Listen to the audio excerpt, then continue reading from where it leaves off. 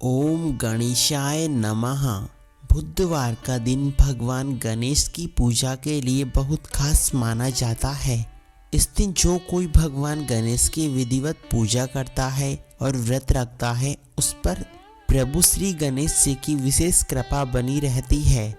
वही व्रत में पूजन के बाद इस कथा को पढ़ना भी जरूरी माना जाता है। भगवान गणेश को विघ्न हरण और मंगलकरण कहा जाता है, क्योंकि शास्त्र में मान्यता है कि अगर बुधवार के दिन यदि गणेश जी की विधिवत पूजा की जाए तो साथ ही व्रत रखा जाए तो जीवन में कभी संकट नहीं आते।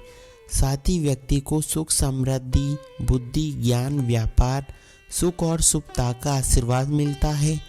वही शास्त्र अनुसार जो भी कोई बुधवार का व्रत रखता है, उसे गणेश जी की पूजा के बाद बुधवार व्रत कथा अवश्य पढ़नी चाहिए, क्योंकि कथा के बिना व्रत अधूरा माना जाता है।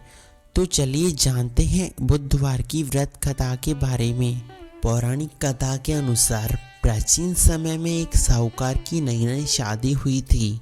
एक समय साहूकार की पत्नी अपने मायके गई हुई थी। नए नए विवाह की उमंग और अकेलापन महसूस होने के कारण साहूकार उत्साहित होकर अपनी पत्नी को लेने के लिए अपने ससुराल जा पहुंचा। वहां जाने पर उसकी बड़ी खातिरदारी हुई, लेकिन एक मुश्किल बात यह थी कि साहूकार अपने ससुराल पत्नी से ठीक से बात नहीं कर पाया। तब अगले ही दिन साहूकार ने ससुराल में सबसे यह बोल दिया कि आप लोग विदाई की तैयारी कर लीजिए, हमें अब जाना होगा। उस दिन बुधवार था तो साहूकार के सास ससुर ने उसे मनाने का बड़ा प्रयास किया कि आज बुधवार है बेटा, इस दिन बेटी की विदाई नहीं होती। वही किसी शुभ काम के लिए जाना भी बुधवार को शुभ नहीं माना जाता। परंतु साहूकार ने किसी की बात ना सुनी और कह दिया कि मैं इन सब बातों में यकीन नहीं करता, आप लोग हमें विदा कर दीजिए। साहूकार की बात जिद के आगे उसके सास ससुर की नहीं चली।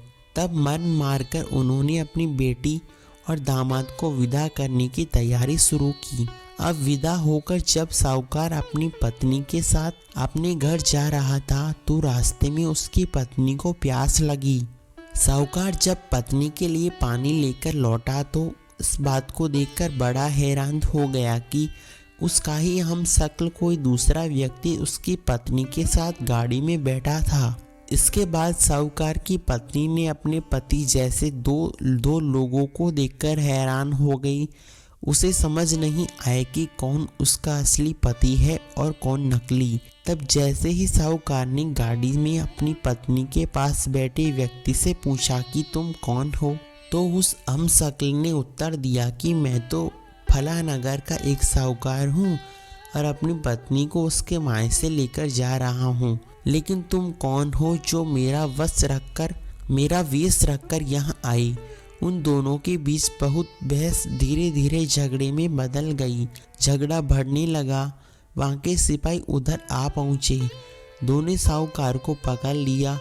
अब सिपाही भी असमंजस में पड़ गए कि दोनों की शक्ल भला एक जैसी है। तब सिपाही ने साहूकार की पत्नी से पूछा कि तुम बताओ तुम्हारा असली पति कौन है। साहूकार की पत्नी खुद बड़ी दुविधा में थी।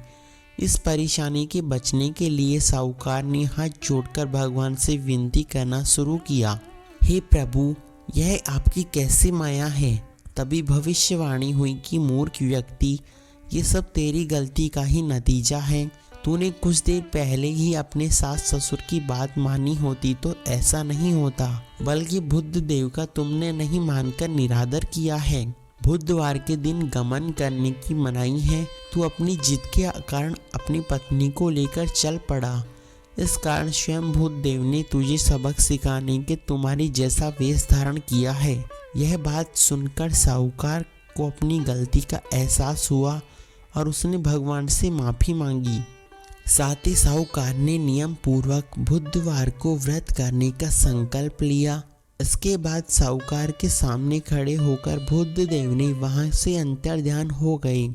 फिर साहूकार अपनी पत्नी को लेकर घर चल दिया। तत्पश्चात वह साहूकार और उसकी पत्नी दोनों विधिवत बुधवार का व्रत करने लगे।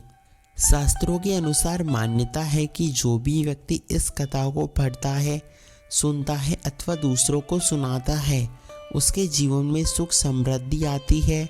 वहीं इस कथा को पढ़ने अथवा सुनने से व्यक्ति के बुध द्वार को यात्रा करने का दोष भी समाप्त होता है। बोलो बृहस्पति देव महाराज की जय हो। धन्यवाद।